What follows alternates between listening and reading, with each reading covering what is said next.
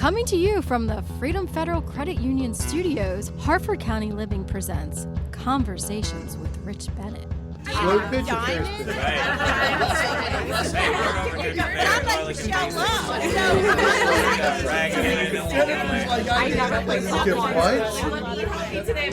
It's probably the least sexy part of the work, and I don't That's okay. No. The truth is, imagine being the person everyone trusts to comfort a dying loved one, and then waking up to find yourself accused of murder for doing exactly that. Today's guest didn't just make headlines, she became the headline. In 2025, Rachel Waters, a Georgia-born communications professional living in Queens, was indicted on 2 counts of murder after the death of her own mother in a hospice setting, accused of giving what authorities called a lethal dose of morphine, a medication routinely included in hospice comfort kits to ease pain and suffering in a loved one's final hours. Facing charges so severe they carried the possibility of the death penalty, Rachel's life was turned upside down. She lost her career, her reputation, and nearly everything she had, all while grieving her mom. But months later, new evidence, including medical examiner revisions and additional records, forced the state to dismiss all charges and clear her name. Now, instead of retreating, Rachel is turning one of the most harrowing experiences imaginable into advocacy. She's on a mission to shine a spotlight on the silent gaps in end-of-life care, gaps that left her vulnerable, and to fight for protections for patients, families, caregivers, and the people we trust in our final moments. Today, we'll unpack how a caregiver became a target and what all of us can learn from her journey. First of all, Rachel, I want to welcome you. I think your publicist and I have been going back and forth for a while. Yeah. Trying to get you on. And here we are. You're finally on. So how you doing? I'm doing a whole lot better than I was this time last year. I'll tell you that. Oh, I bet.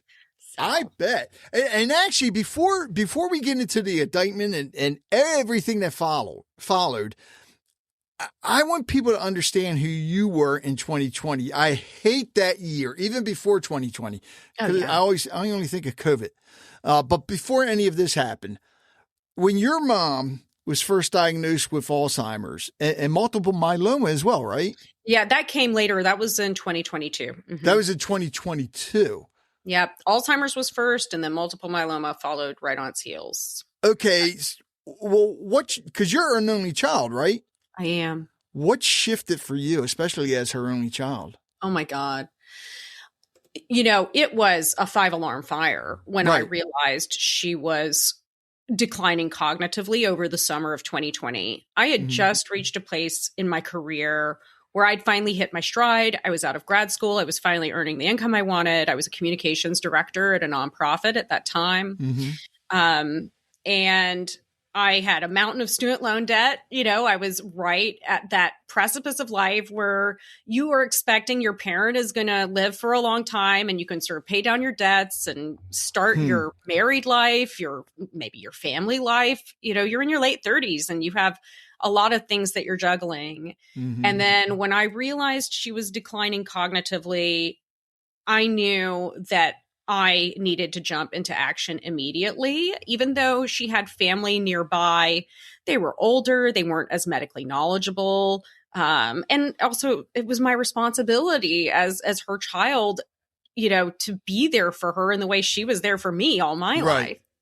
So I raced down to get to her. And my first priority was, you know, getting her in treatment, not only for severe osteoporosis, her entire spinal column had collapsed. She was 20 pounds thinner and far more frail than when I had seen her 8 months prior, right before the pandemic. Wow. And she had no signs of cognitive decline when I last saw her in January of 2020. So this happened rapidly, and it seemed to have been spurred a lot by the isolation of the pandemic, the social isolation. She never got sick, but we know now that Alzheimer's is dramatically accelerated by lack of social contact. And there was so much fear between her and my aunt. They wouldn't even like see each other, even though they weren't seeing other people. They didn't really understand how the virus worked. Right. And so they didn't even have a bubble of in-person contact that could kind of keep her aligned. And of course, she couldn't go to doctors at the time who would have been able to track like her early fractures in her spine and begin treating some of the pain and the bone deterioration, which also would have potentially slowed her cognitive decline. So by the time I got there, my now husband and I got there in late August, early September, which was the safest time we could manage to go. We weren't vaccinated yet, but we'd been isolating and we rented a car and we knew it was an emergency.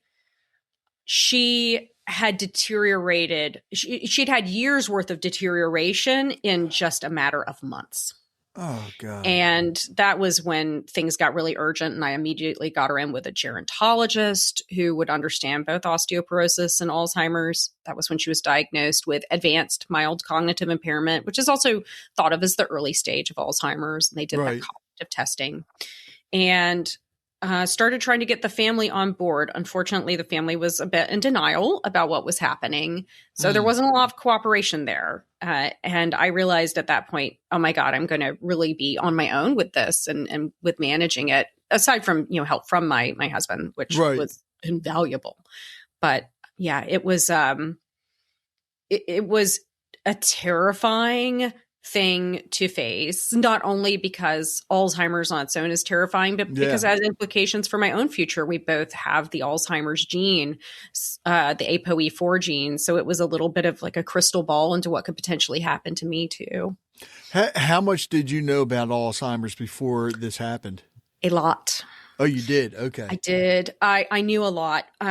I had been, as soon as our genetic test came back in 2017 for the ApoE4 gene, I'd spent the last few years researching Alzheimer's in depth because I wanted to be prepared in case it struck one of us. Yeah. And there were email conversations back and forth with me and my mom about Alzheimer's prevention and, being on top of genetic risk factors, but that it was a bit too little too late for her. The disease process for Alzheimer's starts sometimes 20 years before symptoms manifest. God. So, oh man. Yeah. So with the caregiving, what did that look like day to day for you, both actually emotionally and practically? It changed, right? In the early stage, there was this big fight to continue to be her daughter. And because she also had a condition where she was not able to understand that she had Alzheimer's or realize it. Yeah. And reminding her of it on the day to day was not going to be helpful. So really, it was subtly managing her life, like making sure she paid a bill and being really subtle about that. Making sure that nothing was off with her activities of daily living, like paying attention if she was brushing her teeth before she went to bed or doing anything weird in the kitchen. Yeah. And so it started out as just really frequent visitations, right? Coming down, instead of like seeing her 4 times a year, it started out coming down every 2 months for like a week or two at a time. From New York to Georgia. Oh yeah. It got more frequent from that. Trust. Like it was, my aunt, though she was in denial, she also started to realize something was a bit off with mom. She believed it was pain due to osteoporosis because that was very visible physically. So she started visiting her daily too. And that did help in the beginning because it helped me keep eyes on where she was going. So for the first year or so, it was just frequent visitations. My mom was still very capable of living on her own without assistance. And then those assistance needs started to increase. I had already been managing her medical appointments. I took over her bills about a year in, started paying off debts, started really closely monitoring finances because she had a habit of sometimes withdrawing huge amounts of cash and like wanting to tip people, $500 for service. So we got on the same bank account so I could, monitor that. And then it really started to accelerate around the time she got her multiple myeloma diagnosis in 2022. So That 2 was years when later. she fell off the cliff. It had been sort of a slow trajectory, and we had slowed it down some because we were able to temporarily stop the progression of the osteoporosis with medications and hormone therapy. And so that reduction in pain and inflammation kind of let her cruise a little bit. Although there was still like some minor stepwise decline, but in 2022, it became a catastrophic waterfall decline, which we were completely unprepared for, because when she was initially diagnosed, I'll never forget her doctor saying, "Rachel, don't freak out now. Alzheimer's is a very slow moving disease. You're still maybe 6, 8 years off from even needing in-home care. Like, this is very gradual."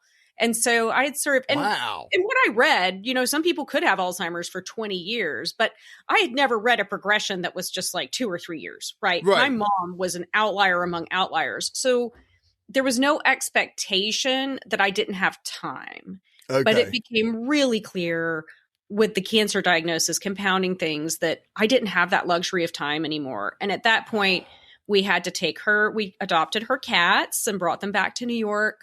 We began to really, her keys, of course, were taken away, which turned out to be less of a battle than expected, because she did have a lot of physical pain. And so I framed it as, if you have a lot of physical pain or you have an attack of physical pain, it could be dangerous. And so she was understanding of that. And at that point, I had to buy a car so my aunt would transport her places to appointments, because my aunt refused to take her in her own car. Oh my God. My mom had behavioral issues. And one time she threw water in my aunt's new car, and she said, "I'm not going to let her destroy my car. You'll have to purchase one if you want me to take her to appointments." Wow. So I had to do that.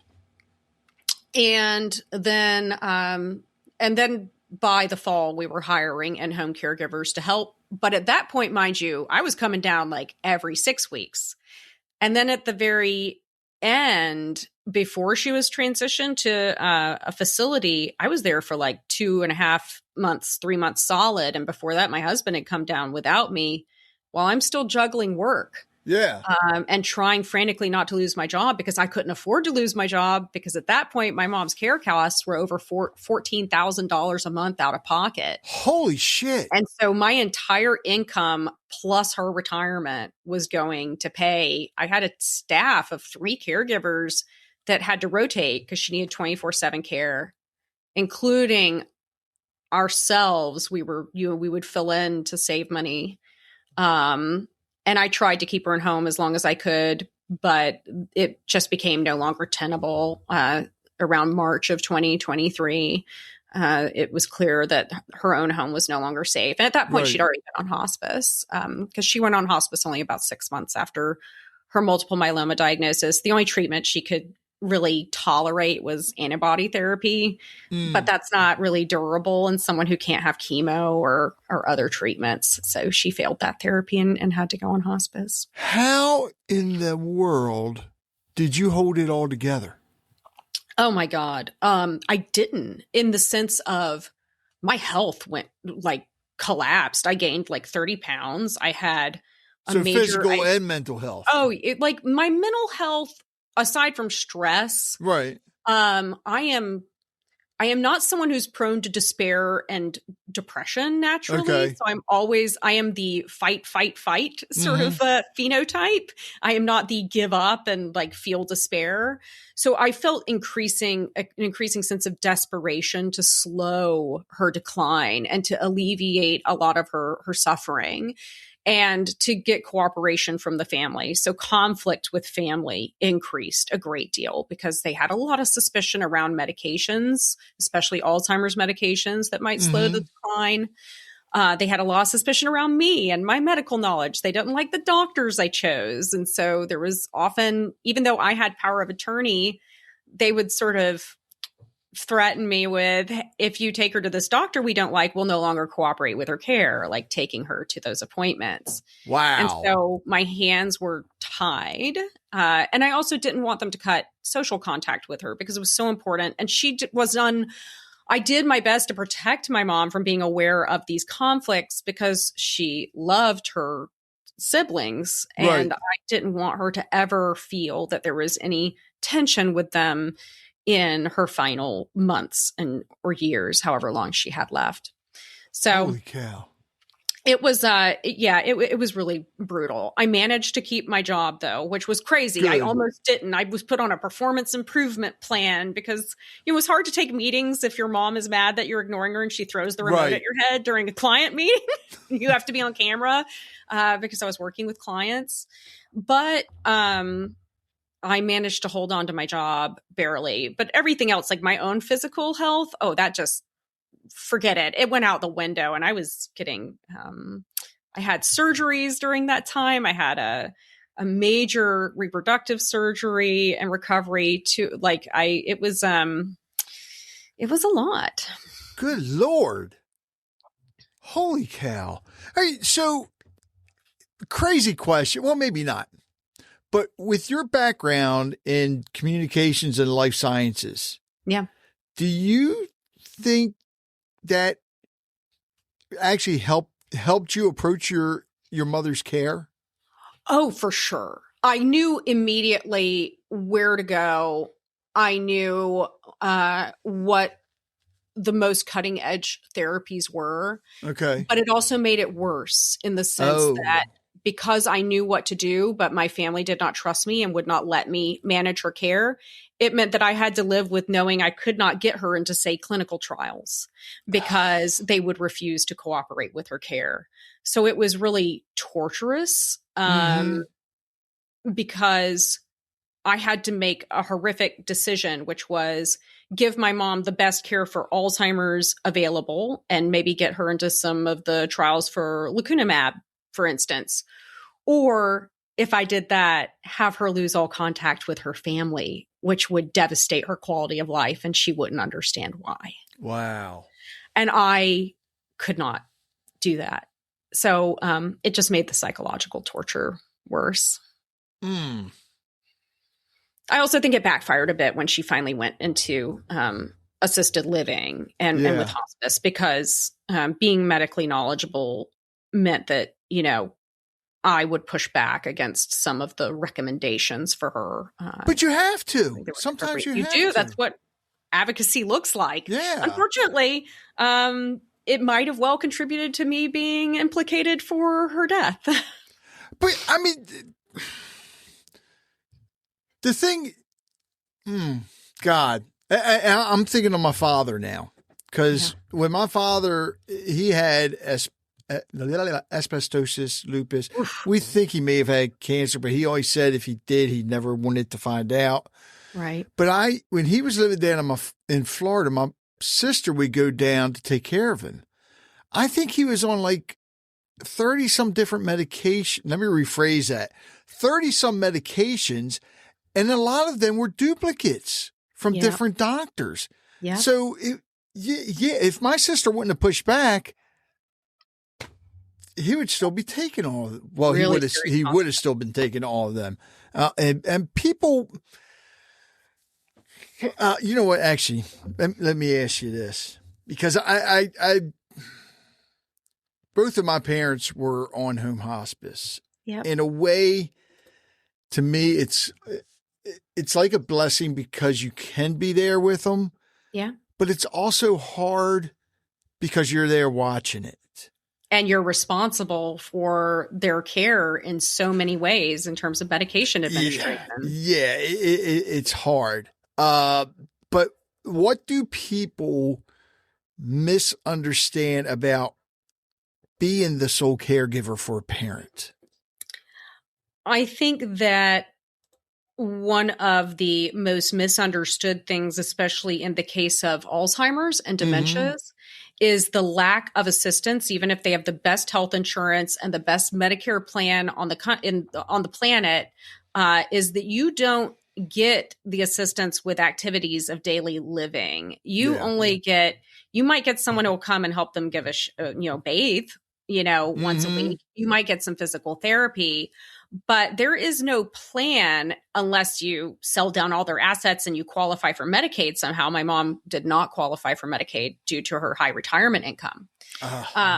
Right? It's that case of not rich enough to be able to afford the care on your own, not poor enough to have the full assistance with activities of daily living. And so activities of daily living are things like brushing teeth, changing diapers, making sure people eat, making sure someone has eyes on them so they don't wander. That care is not covered. You as the caregiver are solely responsible for it.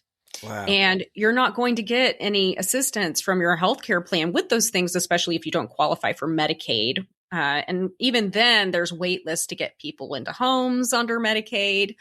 And, it's a great system for people who are really in financial need. But someone in my mom's case, I knew that between her retirement income and my income, we could get her the best possible care when the time came. And I knew I could sell my childhood home that I was due to inherit and fund her care if I needed to. And I was so grateful to that. And I ultimately did put that home on the market and sell it. But if you are not in that position, you can have a hell of a time just trying to find basic daily living assistance. No one's going to come in and help you. It is all on you. Wow. All right. So I want to go to July of 2023. When you got the call. Yeah. What do you remember most about arriving in Georgia and seeing your mother? I remember most the desperation to get there in time before she died. So when we got that call, it was a Sunday afternoon, and we had been planning to go to Georgia in the next week or two anyway to see my mom. When I got the call from the memory care facility, and Hospice was on the line too, saying that my mom had hours to days to live after she had been found non-responsive. And we immediately jumped into action to book a plane ticket to go there. Unfortunately, it was incredibly bad weather. We had flooding all over New York. They canceled all flights leaving the city. So the flight we booked was immediately canceled, and they announced cancellations for the coming days. The flooding was so bad. So we ended up booking an Amtrak to Washington, D.C., where we then raced from the Amtrak station. I remember running off of that train with my bag saying, please, please let me through. My mom is dying. I need to get to her. And racing to get to a taxi, racing to get through TSA at the airport, catching the plane to Augusta, and arriving at her bedside while talking to Hospice the whole time to make sure she was still alive, because I made the promise to my mom that she would not die alone. I know that often we can't keep that promise, but come hell or high water, I was determined to keep it. And I felt both relief and devastation to see the state she was in, but to know that whatever awareness she had, because she was not responsive, right? But often people are aware of sounds or sights even at end of life. So just feeling this profound sense of relief that I had made it in time before she passed, as well as just the devastation that this moment had finally arrived, and it had arrived, so suddenly, which in retrospect, it wasn't that sudden, but I think, in your brain, there's this part of you that holds on to, this is a long process. Multiple myeloma can be a slow cancer. Alzheimer's, you're thinking, well, maybe I have 6 more months. Maybe I have a year. But it wasn't to be. So, yeah. Wow. All right. And for listeners who don't know, what is a hospice comfort kit, and how's it supposed to be used? So the comfort kit is almost universally prescribed to people, sometimes to family caregivers or across home hospice companies. So it's either prescribed, it's of course in the patient's name, but usually how it goes, and this can vary from company to company, is once someone goes into hospice, you are given a comfort kit, either picked up from CVS or sometimes hospice will drop it off directly. And that kit contains controlled substances, including sublingual, which is under the tongue, morphine, as well as drugs like lorazepam, which is a benzodiazepine to ease anxiety. And the morphine is for respiratory distress as well as pain at end of life, as well as suppositories for constipation. They're in suppository form because a person may not be able to swallow a pill, as well as other comfort medications that can kind of vary from company to company. But it's basically all designed to, in the event that you don't have a hospice nurse available, which is the odds are going to be pretty high that if your loved one starts to die at 3 a.m, you're not going to have a hospice nurse available. You are deputized to use these medications with your loved one, and you are often trained on how to administer them and what the signs are that you should administer them. And often this includes instructions to call the emergency line for the hospice company, where someone will either respond immediately or to a message and walk you through or guide you through that medication administration. But essentially, from the moment you were given this comfort kit and trained, you as a caregiver have been deputized to use it as prescribed. And that is pretty universal across home hospice. And it was unfortunately not a thing we really had to rely on until the very end. We'd had some episodes of a little bit of pain and respiratory distress where we would use very small amounts of the sublingual morphine as prescribed. And we always notified hospice and let them know, even though we weren't actually required to by law, just being super cautious. Yeah. But my mom was also, she was not opioid naive because she had multiple myeloma. Prior to having a fentanyl patch, she also had codeine, Tylenol with codeine to use, as well as other opioid medications, because multiple myeloma causes very intense bone pain. In truth, her bone pain was probably undertreated because she frequently had a lot of pain in her spine. Wow. So looking back now, were there warning signs that the system actually wasn't communicating clearly? Yes. And in fact, there were warning signs then, which was what prompted me to begin recording my mom's condition and documenting everything leading up to her death. The first was when we arrived there, we were very alarmed to learn that there was no comfort kit at the facility, which if a patient has been declared imminently, there had been no comfort kit prescribed to the facility. Wow. We were shocked by that because we knew the standard of care was to have a comfort kit available, especially if a patient had been declared actively dying, which my mom had been. And so I began to request of hospice, hey, can we get morphine at least? Because that's the most important part of the comfort care kit when pain is, the issue, which it was in my mom's case. Can we at least get a prescription for that to the facility, whether it's PRN, which is an as-needed basis? I don't know if, like, you guys do a drip, which was what my grandparents had as they were dying. But, I could see whenever she was turned, she was in profound pain. That was the only expression, only response she would make was her face would contort in agony, and she couldn't really speak, but she would groan when turned. And I was super distressed to see that kind of uncontrolled pain. And having that prescription refused repeatedly, I realized something was very wrong, it seemed, with the standard of care. And that was when I began documenting. It was also when my husband was like, okay, well, if they're not going to have a comfort care kit here, then I can go to the house and get what we have at the house at least and keep that in the car. So if push comes to shove and she, really enters this stage of agony as she's dying, we'll be prepared. We never anticipated that we would ever have to rely on it, though. Oh. All right. So you lost your mother, and within hours, you were no longer just a grieving daughter. When did you first learn you were considered a suspect? Oh, man, just hours after my mom died. So my mom, when she passed, there was no reason for us to suspect anything was awry. We called hospice. This was an expected death. They came, they bathed her, they dressed her, they repositioned her body. Family came to say her goodbyes.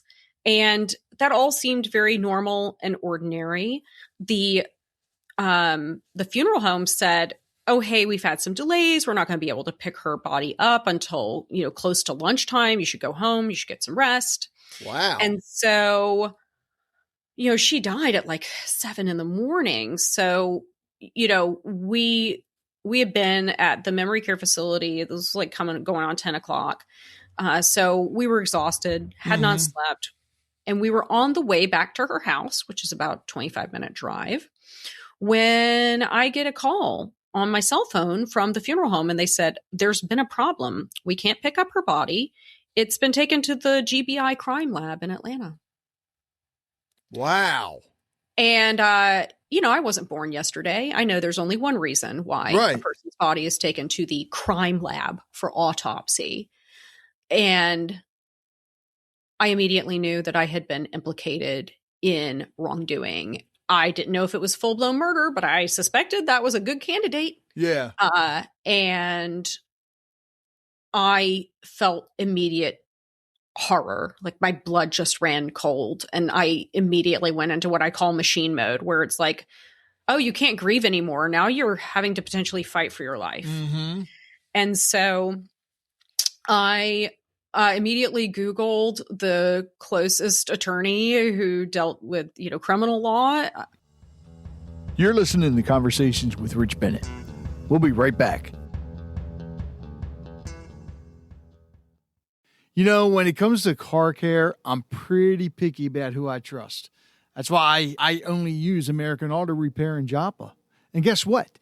They're celebrating 20 years in business. That's 2 decades of incredible service and expert car care. Whether it's a simple oil change or a complex repair, they handle everything with professionalism and precision. So if your vehicle needs a checkup, head on over to American Auto Repair.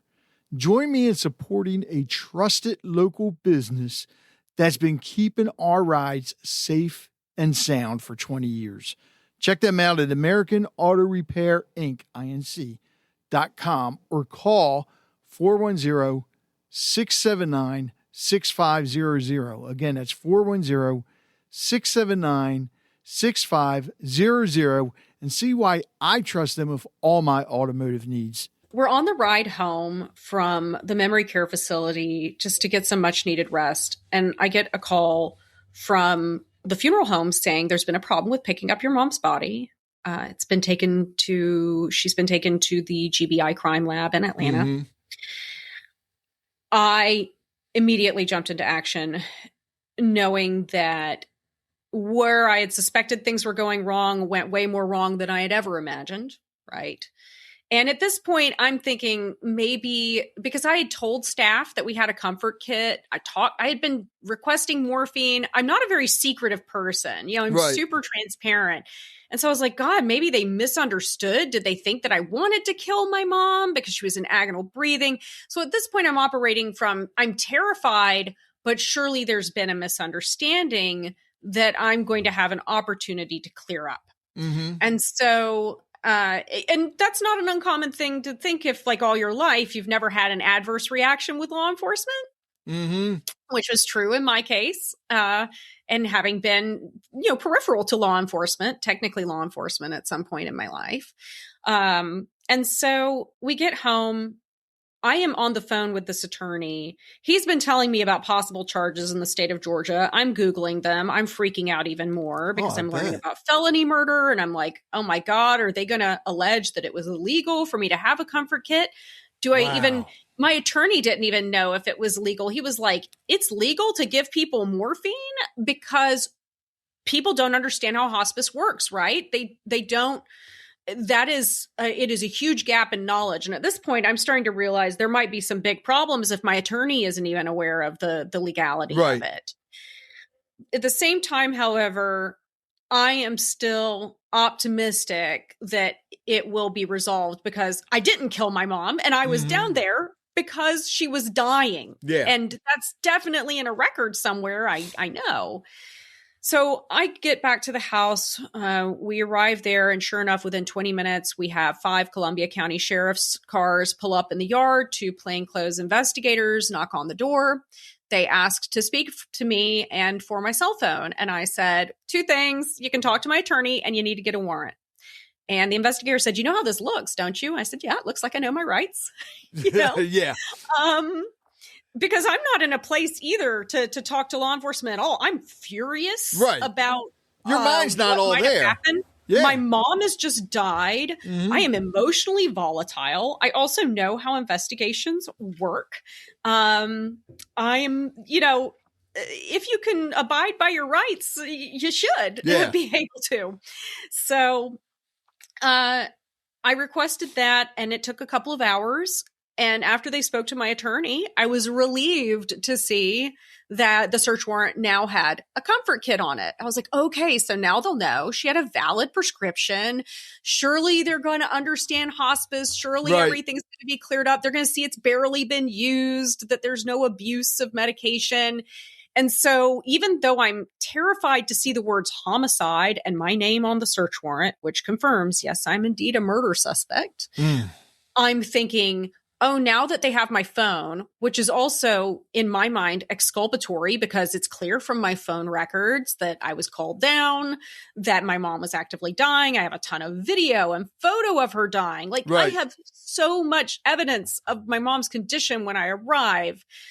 I'm thinking that all of this is going to exonerate me, that it's going to be cleared up within a few months. Her toxicology is going to come back, and I will be able to get on with grieving and with my life. Even though it's a terrifying encounter, you still can't conceive of a world in which you are wrongfully charged for something you didn't do, because we have this very American understanding of well, if someone gets charged with murder, there must be a ton of evidence, right? Nah. This was a thing I learned the hard way, right? Right. And we know that corruption happens and framings happen, but things like that are real. Yeah. But it's just, if you're not, again, if you've never had adverse contact with law enforcement, if you've lived this privileged life, you don't really conceive of it happening to you. You think at the very least, people get wrongfully accused if they did something shady and it was misunderstood, or if they made a mistake and it was misunderstood. Those are the things. But I'm sitting here going, I did it all by the book. I'm talking to my hospice nurse friends, and I'm like, wasn't this what I was supposed to do? I had called hospice. They told me the dose. She was in a residence. It was not considered a medical facility. It was her residence. She was still on home hospice. And everything I understood from speaking to hospice nurse friends, I even called forensic toxicology experts, and they were like, no, there's never been a case of anyone being charged with murder because of someone with a comfort care kit. You have people with, injecting people with morphine, getting an IV, and they were like, never heard of any kind of murder case from sublingual morphine. I think you're going to be cleared. Toxicology can be unpredictable after death, especially if someone's dying. But they were like, the circumstantial evidence, everything will show that you were down there because she was dying. And so even though I didn't have any answers or feedback from law enforcement, and this is going on months and months and months, right? And then going on for years. We're 18 months, so over a year, getting close to 2 years with nothing happening. You can't settle the estate. You can't get closure. Mind you, I had a lot of questions about her death because of how she was found, and I was waiting for that autopsy report too. Yeah. But you let this fear die because you also think, well, her toxicology's been back forever, and there's clearly no, in your mind, you're like, well, if there was a smoking gun, they would have come and gotten me. You see how people who are believed to be a danger to society are pursued. And I'm pretty easy to find, I'm I'm very active online. I, live, I work for a prominent employer. I, very prominent in my community and highly visible. Again, I'm not I've been coming down to Georgia constantly at her home to fix up her house. So there's nothing to indicate that I am perceived as a threat in any way or a murderer in any way. But again, that can be deceiving. What was it that triggered them to think it was a homicide? So I can't say. There were probably a few different factors. You know, I think that there were things that contributed when we got the discovery. One of them was that postmortem morphine redistribution. So this is a thing this is where you get really jargony and technical. Mm-hmm. But if you look at the medical examiner's notes, when the investigator first approaches him about my mom's death, he said, well, you know, morphine after death, morphine levels, they're not really reliable because they can concentrate at unpredictable levels in people after death. And so he finds her morphine level, and it was slightly we spoke to other examiners, very slightly elevated. It was not anywhere near what most consider the lethal range, but it's in the could be lethal if you try and extrapolate. But who knows? It depends on context. He also didn't seem to know. We don't know this for sure, but we can't find any evidence that he knew that she was actively dying and had no food or fluids before her death. That changes morphine concentration because her kidney and liver were not functioning. We do know that she had liver necrosis and kidney failure on findings. And so what that means is any dose of morphine that's given is not broken down by the body and it can start to concentrate. So we didn't see any evidence that the hospice company had disclosed the records of her being declared actively dying. What we garnered is it seems that we also could not find any evidence that he knew of her morphine prescription. Wow. Nor could we find, there was one person who had seemingly implicated me in her death, and she didn't indicate that I had been called down because my mom was dying. What? She did not. Wow. She never seemed to disclose that. If she disclosed that off the recording, we don't know. But what it seemed like to us, because we also were confused after my indictment came down in February of 2025, we were very confused by why news articles kept saying that morphine was left out or morphine was stolen. And I'm like, we had a prescription and that was handed over to law enforcement. Right. Why isn't this showing up in the record? Interesting. And that is a mystery that we are still working to solve to this day. Yeah, I think there's definitely a lot to come out still. This will be a developing story as time progresses. But it seemed to us that something and or multiple things went wrong to create the perfect storm that enabled a grand jury to believe that I had come down and injected my mom with a lethal dose of morphine, causing her death. Oh, God. And of interest, there was no sitting DA at the time of my indictment. What?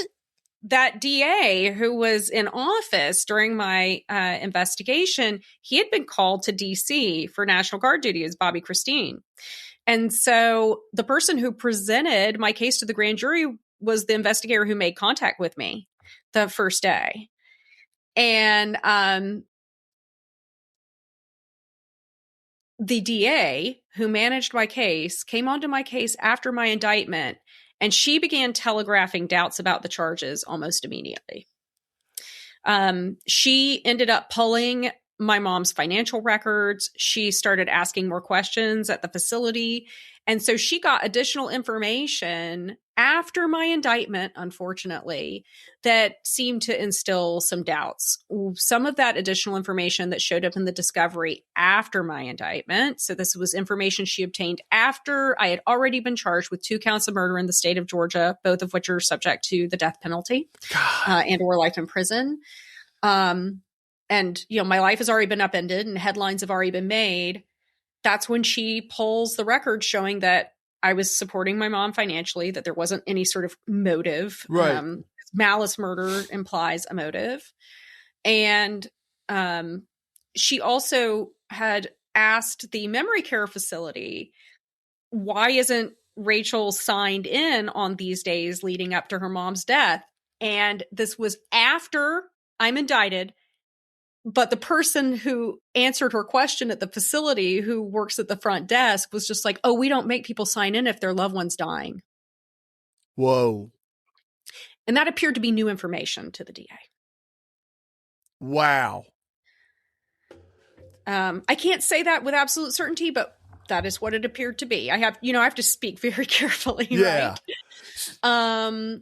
But at that point, she opted to not fight bond, which is quite rare. If the state is bringing 2 counts of murder charges against you, typically they will fight bond, right? Because the argument is you are a threat to society, you are a flight risk, you might flee, and so let's keep this person in jail. And during my bond hearing, and I'm sitting in jail for this bond hearing in my little orange jumpsuit, and I'm watching all of my character witnesses file into the courtroom to be proffered to the judge and my attorney there.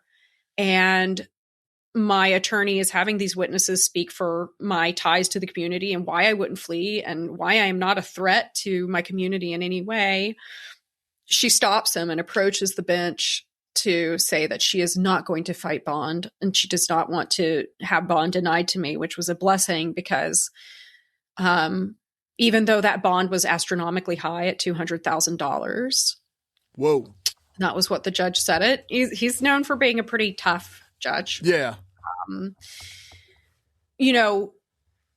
Between my legal fees and that, we were able to basically take our entire retirement and life savings, and that just covered it. Jesus. And that enabled me to get out. And then at that point, it was just a matter of getting all of that evidence that I had been collecting, that I had collected, including my mom's medical records, because I had to send a demand letter to the facility. Even though I was entitled to get those records as her power of attorney, it took me getting a lawyer to get those records showing that my mom was actively dying.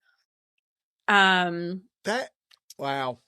And so I sent all of that material to my attorney, who then just sent it to the medical examiner, because when we got that discovery, we realized there were really significant gaps in their understanding of the events leading up to my mom's death.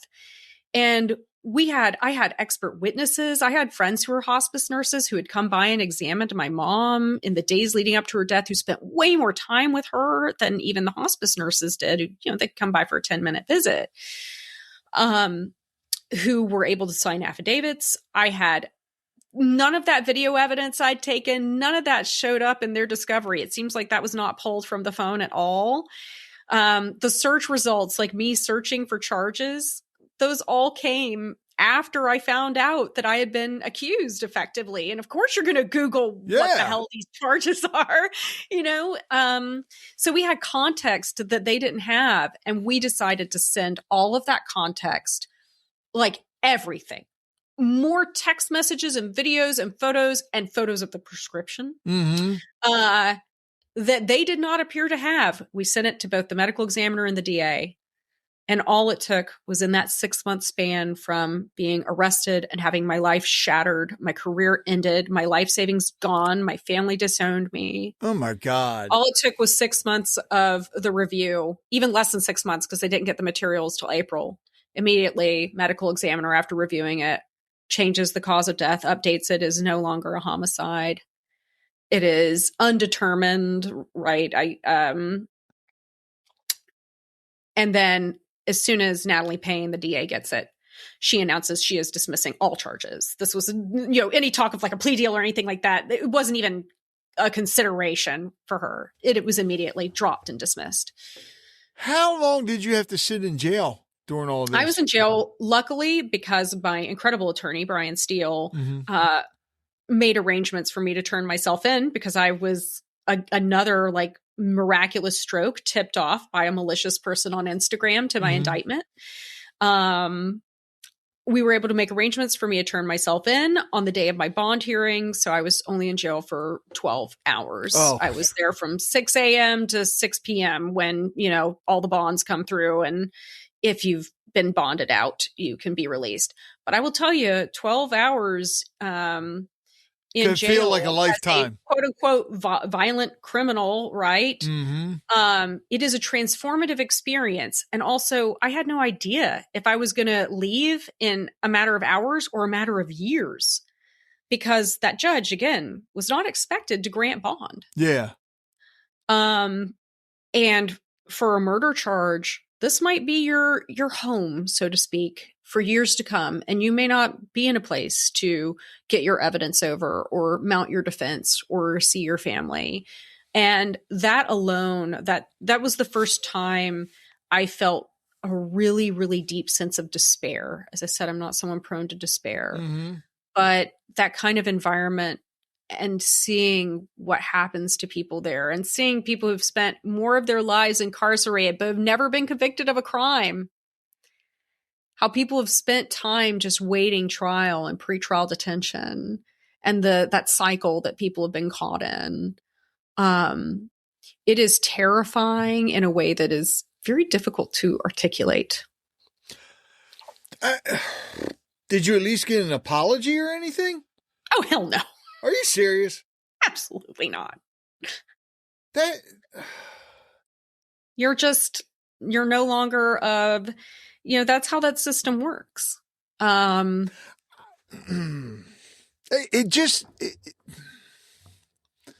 It's scary because here it is. Yeah. Whatever happened to, what was it saying? Innocent until proven guilty. Right away, it seems like you're guilty until proven innocent now. That's kind of how it functions, right? Like, that is very much how the criminal legal system functions. And it's more accurate to say not guilty until proven guilty. So it's a legal designation. There is not, it is so far reaching that if I were to tell you now that I am innocent, that's actually legally fraught because a court has not found me innocent. Oh, wow. Are you serious? I'm simply not guilty, right? Because I never had a trial. I am technically, so double jeopardy would not apply either. So that is the bizarre thing about this limbo you enter into even after a case is dismissed, is that, you sort of just revert back to suspect status for the rest of your life. Now, the odds that you will be charged after the state has reversed the cause, changed the cause of death and everything, they're almost infinitesimally small.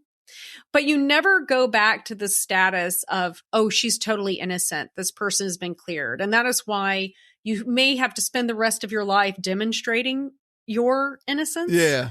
You're not guilty.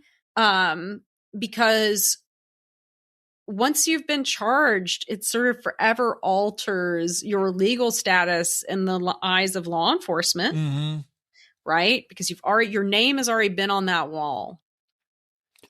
And even though my rights have been returned to me, I've come off bond, I got my passport back, that record is still present and visible to law enforcement. If I get pulled over, it's still going to show that I've been charged with 2 counts of murder, because Georgia doesn't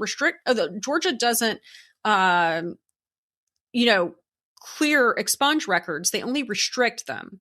So they are still visible on law enforcement searches, and even some advanced background search software will still show those charges for the rest of my life. But you didn't get your job back, did you? I sure didn't. And that's in large part because once you have headlines declaring you a murderer, it's pretty hard to get work when you're a client-facing writer. Not only because of the notoriety associated with your name, but also just no one wants to deal with the potential HR and legal complication. You are now, there's a million other candidates that are not going to be an issue in the way that you are. All right. So even though the charges were dismissed against you, do they still consider your mother's death a homicide? It is not. It is not. It is considered undetermined. And that's a really weird classification. It was basically,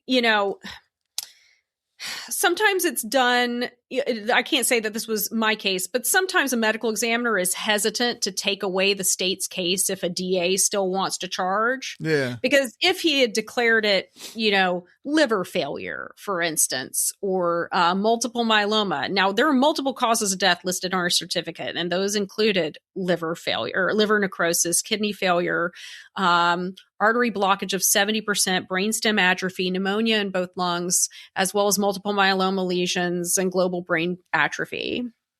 That was all found on her autopsy. But the undetermined, basically makes it so the medical examiner himself doesn't have to make the determination. It leaves it to other state authorities. And so it seemed to us that Natalie Payne also did not think it was a homicide, given how swift she was to drop all or dismiss all charges, or not dismiss. It's the judge that dismisses. It was her that dropped them.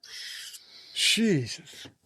All right. So first of all, you never got one, but I want to say I'm sorry you had to go through all this. I'm sorry your mother had to go through all this because, and I know your mother was looking down at you, just saying, why does she have to go through this?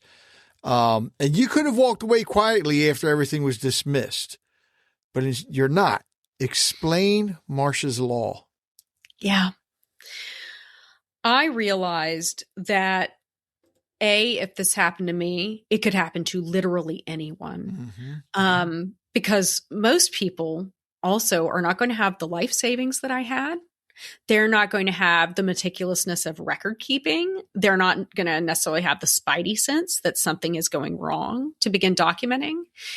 And they are far more likely, if somebody implicates them in the hospice death of their loved one, which, by the way, happens all the time. You will get family members saying, you overdosed so-and-so early because they had cancer. I see it on Reddit in caregiver support groups. Wow.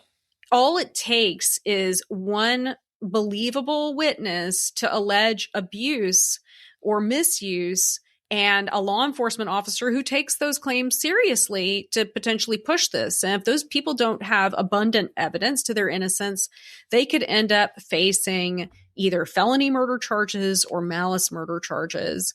And we would never know that they had been wrongfully charged, right? Because most people, if faced with the prospect of the death penalty, they take a plea deal. Yeah. Because that's terrifying. And they don't have the evidence necessarily to fight it. So this might have happened to someone else, but we just wouldn't know. Right. And I realized that one of the reasons this happened with me seemed to hinge around this idea that my use of morphine was unauthorized or I wasn't permitted to use or have it. And that revealed to me a really serious gap in hospice care. We spent ages, my attorneys and I, searching for laws that protect the use of comfort care kits by family members. And they don't exist. What? The closest thing is the Pain Relief Promotion Act of 2000, which says that people, who are very sick with these diseases are entitled to pain relief. But the protections mostly exist for healthcare providers who may face allegations of overdose from morphine, right? So we do have legal protections for nurses and doctors, but we don't have them for family caregivers. Wow. And that means that everything operates on the trust system. Hospice companies give people and deputize these people to use these medications, trusting them to not abuse them, right? And family members trust that it's all on the up and up, and everyone knows that they're expected to give these medications and they're not going to be accused of abusing or misusing them. The problem is if maybe a company shuts, maybe there's a criminal investigation. A company is not necessarily going to be obligated to turn over medical records. Yeah. They certainly weren't obligated. There was a records request in my case, but there was no warrant. And so sometimes people can find themselves on their own under legal scrutiny. And I didn't have any proof that I had been deputized and that I was the authorized user, because that was all verbal. And I have spent the last year and a half talking to people whose loved ones had died in hospice, and never once did they ever get proof that they had been deputized or trained on the use of these medications. And that alone, having some form of proof that you have been trained and deputized that is signed and witnessed, is so critical in closing any gap that this morphine use is unauthorized, right? Is there's a wide array of discretion in dosing at end of life, but the allegation that it is unauthorized, that is something that is easy to cut off at the pass. So Marsha's law would basically require that hospice providers, home hospice providers throughout the country, when they prescribe the Comfort Care Kit, they have the list of family members and caregivers who have been deputized and trained. They have signed and witnessed this. And this is going to be on a sheet of paper that has contact paper too, not just digital, although you would need the digital record. But this would not only be in possession of the hospice company and any care facility that that person goes into, but it would also be in possession of you to be kept with your Comfort Care Kit. So if law enforcement shows up and someone has alleged that you have been unauthorized to use morphine, they have proof right then and there. Nope, you've been trained. You're authorized to use it. And so they can't allege. So the felony murder charge came from the allegation that this was felony drug possession. Oh my God. And because it's a controlled substance, we're talking about an opioid. We've had the opioid crisis. And I think in a time where we have just come through this opioid crisis, if you have a law enforcement officer who is completely unfamiliar with home hospice, think about it from the perspective of someone who's never seen anybody die. The idea that you can come up and squirt morphine in someone else's mouth sounds illegal, right? Yeah.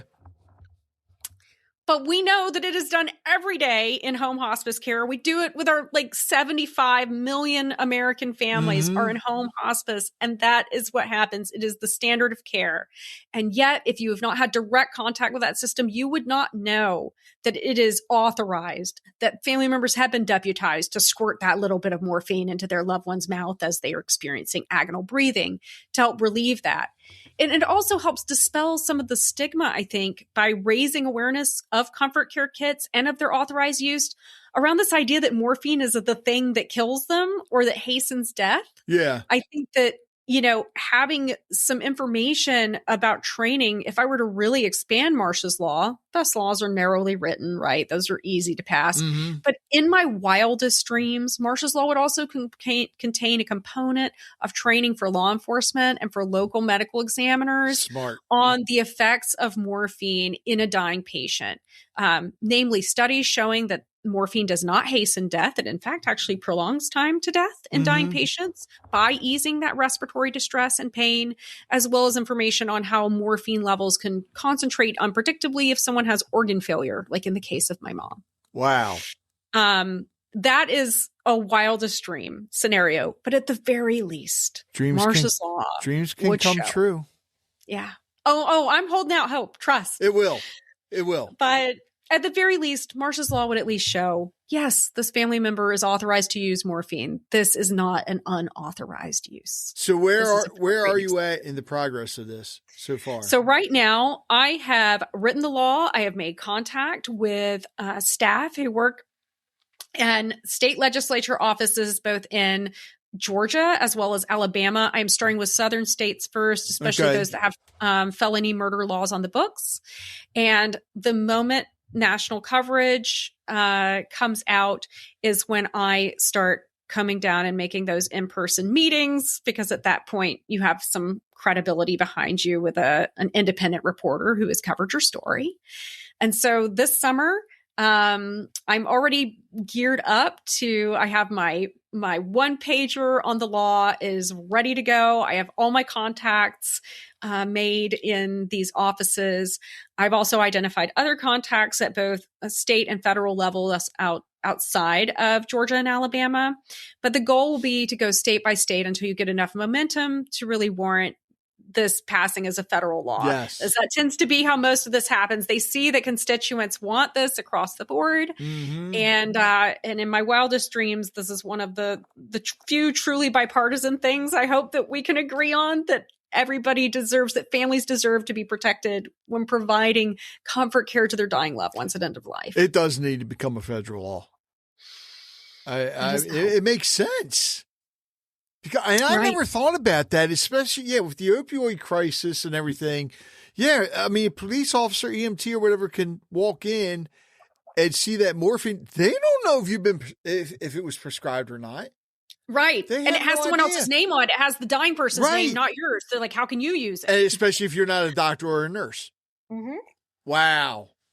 That's right. Wow. All right. So Rachel, have you, especially now that, these charges have been dropped, have you thought about actually going out and talking to groups, getting up on the stage and talking about this? I know you're doing a podcast. That is the goal. I knew that. I was just testing you. That is the goal. I think because aside from Marsha's law, there were a lot of important lessons I learned during this process that I think can really help people not only navigate end of life with their loved one, which can be very legally fraught, right? Mm-hmm. But also navigate what happens if you end up accused of a crime that you didn't commit, how best to navigate the criminal legal system, what kind of resources you need, who to reach out to. I think that now more than ever, that information is really critically important. And it's something that, just like with taxes, Americans are sort of critically undereducated on. Mm-hmm. Even just our idea of how that system works, and this naivete, I think that people, or, this naivete rather, that people have around, this will never happen to me because I always do things on the up and up, and just how easy it is. Like that barrier between you and the mercy of the state is vanishingly thin. So what's one thing that families navigating end of life care should actually do today to protect themselves? Document. This is, first of all, I would say learn your state laws around recording conversations, whether you're a one-party state or a two-party state. And this is not only important for legal protection, but when your loved one goes into hospice and you're getting trained on these medications, that's really overwhelming. And sometimes just saying, hey, can I record this when you're getting trained and the healthcare provider's instructing you? That could not only, you're getting their consent, although some states do not require that consent. But you can just have a record there of you being deputized, which is not only useful if you end up wrongfully accused of something, but also if you're in that moment and your loved one is in agonal breathing, you're like, oh my God, what were the instructions for this? My brain is fried. I'm freaking out. You have a quick reference there. And that is, just documentation alone and being organized can bring so much peace of mind during such an emotionally painful and chaotic time, while also simultaneously providing you with legal protection. So that's my biggest bit of advice, is document everything, document symptoms, document, what prompted, just even for your own records, what prompted the use of certain medications, document your training. Having witnesses present and people to lean on is not only great emotional support, but they may also come in handy if someone alleges something terrible. I had a witness the entire time while my mom was dying. He was never interviewed, but he was there. My husband was there throughout the entire dying process. He was there to hear the conversation with hospice. But that was another reason I thought no charges were coming, because you would think that my husband, who was the witness the whole time and who had gotten the comfort care kit, would have been interviewed. He was never interviewed. Never even contacted. Wow. Yeah. Wow. And so, but he turned out, if I had really needed him, that still would have been valuable to have. But having other witnesses come in was valuable, at least. That did help with the medical examiner, because one was a medical professional and she was able to give her medical opinion. And so having those social supports and documenting, it's really everything for families. Well, Rachel, Before I get to my last question, you say you're working on a website, right? I am. So marshaslaw.org .org. Okay. is will definitely be live by the time this comes out. Okay. And people can learn how to support it. Right now, we are in the early stages where, because of my life savings being shattered, unfortunately, getting in front of legislators and writing this law and raising awareness of it costs money. And so right now we are in the fundraising stage. There is a GoFundMe that is live right now. It will be linked on the website. I can also send it along to you. And every dime of that goes to support all of the efforts for Marsha's Law. Good. So that includes travel to state and federal legislatures. Which is not cheap. Oh my God, no. It also covers the expenses of publicity and awareness raising, because, you know, a big part of my mission is to educate families on the possibility of this happening. But I don't want to stoke fear and have people not care for their loved ones. I want to be able to provide the solution, and the solution is Marsha's Law. And in the interim, just tell folks how they can protect themselves until that law is passed.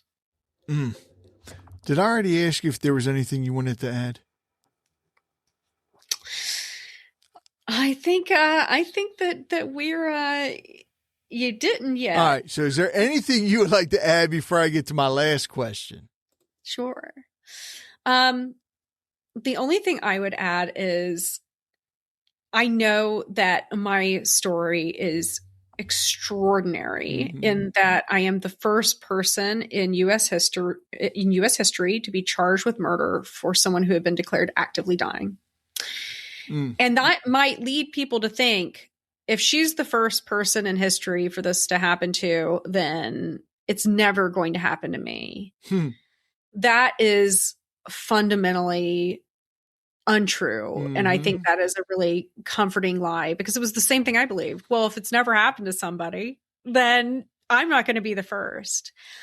But the truth is, things can go wrong at a whole other variety of places along the dying process. And while I may be the first person in history to be charged with murder for an actively dying person, there are still many other people who may be the first, third, second, or 10th person to be charged with abuse of morphine. Yeah. Or drug possession. Or, you know, murder for someone who hadn't been actively dying, but declared actively dying, but actually was actively dying, and they happen to be on hospice. There are so many points at which something can go wrong, even if you do everything perfectly, that really necessitate the passage of a law like Marsha's Law. So if your mother, you ready for this? I don't know if I am. If your mother were listening to this conversation right now, what would you want her to know? Mom, your legacy will not be one of tragedy. It will be one that saves people's lives, hopefully for many, many decades to come. And that is how your name will be remembered, not as a woman who died lost to Alzheimer's and cancer, but as a woman whose spirit and integrity and sense of justice and kindness lives on in a law named for everything my mom represented, which was protecting and taking care of other people, especially other family. All right, I'm just going to say this. There are conversations you have as a podcast host, and then there's conversations that stay with you. Rachel's story is one of those, because at the heart of all of this isn't just about a legal case. It's about something every single one of us will face at some point, caring for someone we love at the end of their life. And what really hit me listening to Rachel is how thin that line can be between doing the right thing and suddenly being forced to prove that you did. She did everything she believed she was supposed to do. She showed up for her mom. She advocated. She cared. And somehow that turned into the fight of her life. And I think the biggest takeaway here, for me at least, is this. We trust these systems. We trust that if we follow the rules, if we act with love and intention, we'll be protected. But as Rachel shared, that's not always the case. And that's exactly why what she's doing now matters so much. Turning something this painful into purpose, into advocacy, into something that could protect other families, that takes a different level of strength. So Rachel, I just want to thank you. Not just for coming on and sharing your story, but for being willing to relive it so others don't have to go through it the same way. And for all of you listening, if this episode made you think, if it made you feel something, if you know someone who's a caregiver or has gone through hospice care, share this episode with them. Because this is one of those conversations that people need to hear before they're in the middle of it. And make sure you check out marshaslaw.org to learn more about what Rachel is building and how you can support it. And I'll have the link for that in the show notes. Until next time, take care of each other, have those conversations that matter, and don't ever take the time you have with the people you love for granted.